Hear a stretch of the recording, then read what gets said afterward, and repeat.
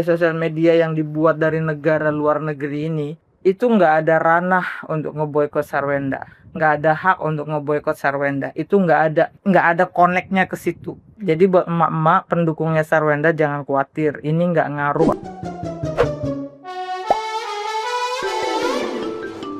Aksi penolakan publik berupa petisi boikot yang menyasar Sarwenda belakangan ini dinilai sama sekali tidak memiliki kekuatan hukum.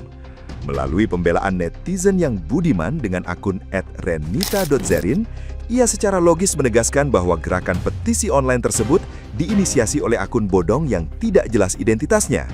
Segala aktivitas siaran langsung Sarwenda murni merupakan bentuk penjenamaan personal untuk keperluan berdagang demi menghidupi anak-anaknya.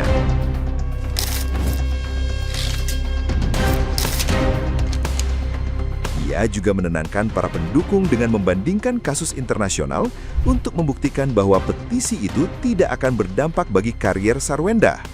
Pihak stasiun televisi maupun aplikasi global dianggap tidak memiliki hak kontrak resmi untuk mencekal ruang gerak Sarwenda.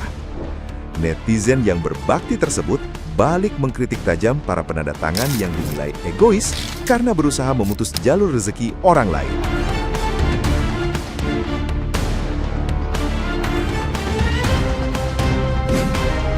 Izinkan saya menanggapi tentang petisi, karena banyak banget sih teman-teman juga yang merasa khawatir. Aduh gimana nih petisinya, banyak banget suara yang menandatanganinya.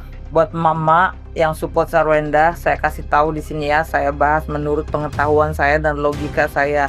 Petisi itu nggak ada kekuatan hukum, mau dibawa kemana larinya.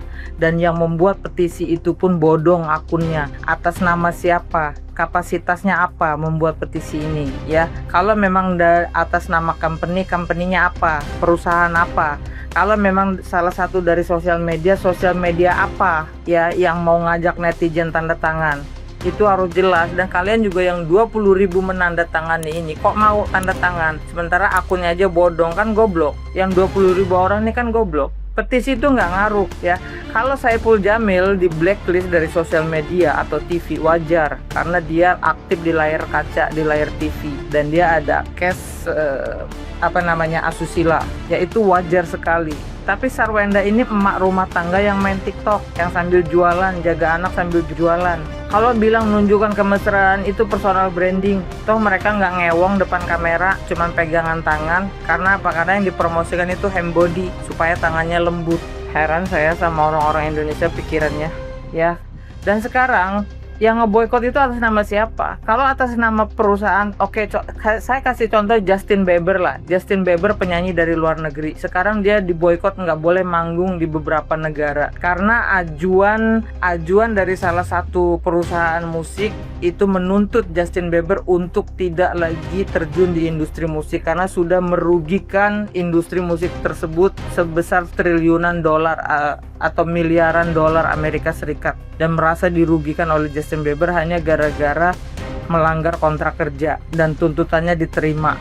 Dan sekarang Justin Bieber nggak bisa manggung kemana-mana dan nggak bisa menciptakan lagu atau musik, sudah di stop, sudah di blacklist. Wajar, itu perusahaan yang dirugikan. Sekarang perusahaan mana yang dirugikan oleh Sarwenda ya? Kalau sekelas TV menyetop Sarwenda, apa kuasa TV, sosial media, per TV ya, per televisian? Sarwenda bukan pemain sinetron, bukan pemain film ya. Dan sekelas Netflix, TikTok, Facebook, dan Instagram lainnya ya, sosial media yang dibuat dari negara luar negeri ini, itu nggak ada ranah untuk ngeboikot Sarwenda, nggak ada hak untuk ngeboikot Sarwenda, itu nggak ada koneknya ke situ. Jadi buat emak-emak pendukungnya Sarwenda jangan khawatir, ini nggak ngaruh apapun. Kita cukup ketawain aja itu yang tanda tangan 20.000 itu, berarti mereka orang goblok itu. Yang ngebikin petisinya juga nggak jelas siapa akunnya, dari mana, atas nama siapa, atas nama perusahaan apa, ya kan?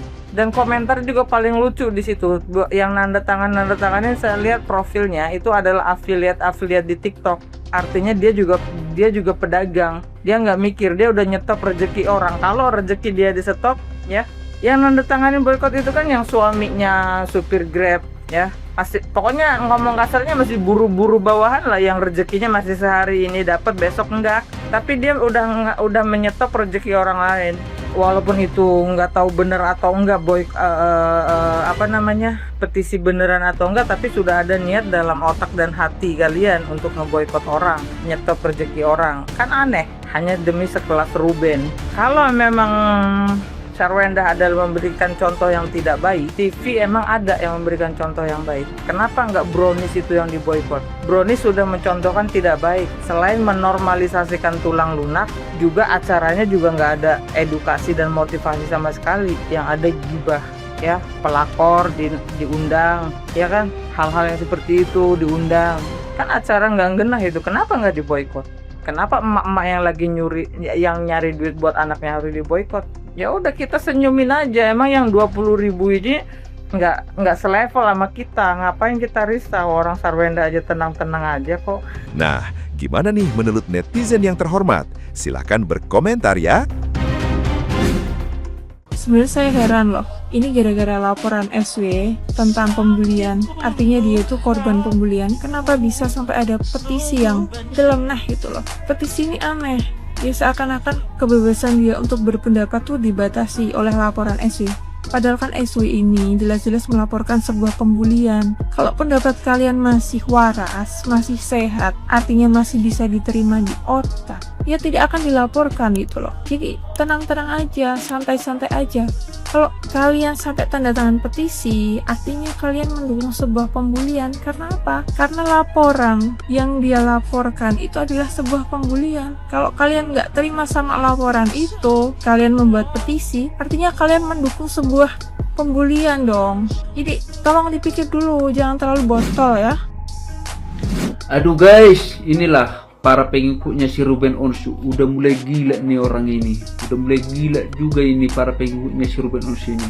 Udah sama kayak Ruben Onsu, penuh dengan drama, ya kan?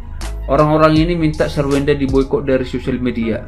Emang bisa Sarwenda diboikot dari sosial media? Hah? Saya rasa nggak bisa guys, karena sosial media itu punya platform masing-masing, ya, punya aturan masing-masing yang tidak bisa diganggu gugat, ya, kecuali dari televisi. Kalau dari televisi Sarwenda diboikot mungkin bisa, karena televisi dan radio itu dilindungi oleh KPI. Mungkin saja kalian bisa menggeruduk kantor KPI, menekan kantor KPI biar Sarwenda ditekan, biar nggak bisa dia tampil di stasiun televisi, biar diboikot dia dari televisi. Tapi kalau dari sosial media itu kan punya aturan yang jelas gitu loh, aturan yang kuat yang tidak bisa diganggu gugat. Kecuali Sarwenda melakukan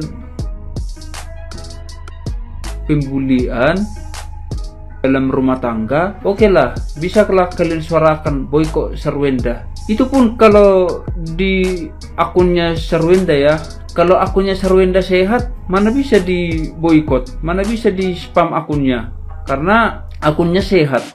Lagian pengikutnya Sarwenda pun banyak di sosial media ini guys. Buktinya Instagramnya pengikutnya masih tetap 10 juta. Sama TikTok juga masih banyak, tidak berkurang. Nanti datang lagi petisi boikot Ruben Onsu dari stasiun televisi. Nanti kayak mana lagi itu? Karena pengikutnya Sarwenda juga banyak. Boikot Sarwenda Ruben Onsu dari stasiun televisi.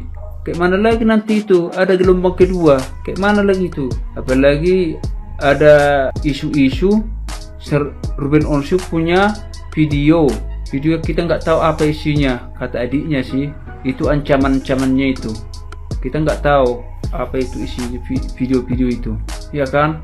Nanti ada lagi tahap selanjutnya. Jadi kalian itu para netizen itu jangan malah kalian yang mencampuri rumah tangga orang lain. Masalah Sarwenda ini hanya masalah rumah tangga gitu loh. Ngapain kalian heboh-hebohkan, kalian naik-naikkan berita-berita yang kayak gini? Yang perlu kalian naikkan itu adalah kapan perampasan aset disahkan, itu dulu kalian naikkan. Jangan masalah-masalah begini kalian naikkan. Yang perlu dinaikkan itu kapan perampasan aset disahkan oleh anggota dewan, itu dulu kalian suarakan ya. Oke, jangan kalian gila para pengikutnya Sarwenda, jangan Ruben Onsu. Jangan dulu banyak sensasi, jangan kayak Ruben Onsu kalian itu, para pengikut Ruben Onsu itu. Jangan penuh dengan drama.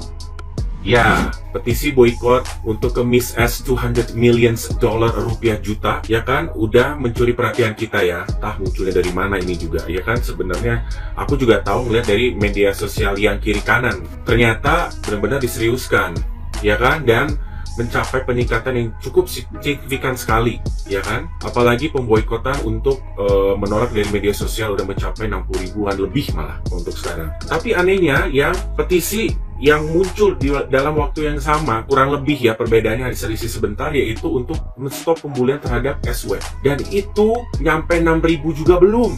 Terakhir Dokcin melihat ya, dan melihat voternya itu 2 hari lalu pada saat itu, dan berarti sudah lama banget tidak ada yang ngevote. Sementara petisi untuk meng-cancel dari media sosial itu benar-benar naiknya itu cepat banget. Nah di sini makanya Dokcin ingin nanya ke kalian, bagaimanakah kalian menanggapi hal ini? Nah seperti yang tadi Dokcin bilang bahwa petisi ini kan fenomenal ya. Tingkat keefektifannya mungkin hanya di sekitar kita aja, tidak akan memboikot dia dari dunia-dunia profesional yang lain lah. Ini mah hanya melihat bahwa pro dan kontranya terhadap Miss SW itu sejauh mana sih orang gitu kan, di masyarakat netizen di dunia media sosial gitu kan, seberapa mereka tuh mendukung apa tidak mendukungnya.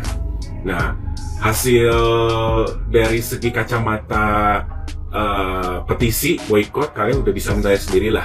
Tapi kan mungkin kalian punya pendapat yang berbeda seperti apa gitu. Aku pengen kalian coba mengartikan dari semua ini deh gitu.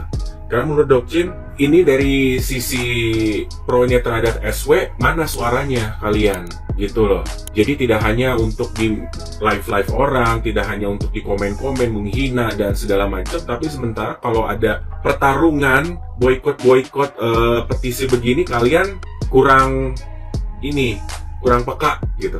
Ya coba aku pengen tahu lah bagaimana pendapat kalian ya.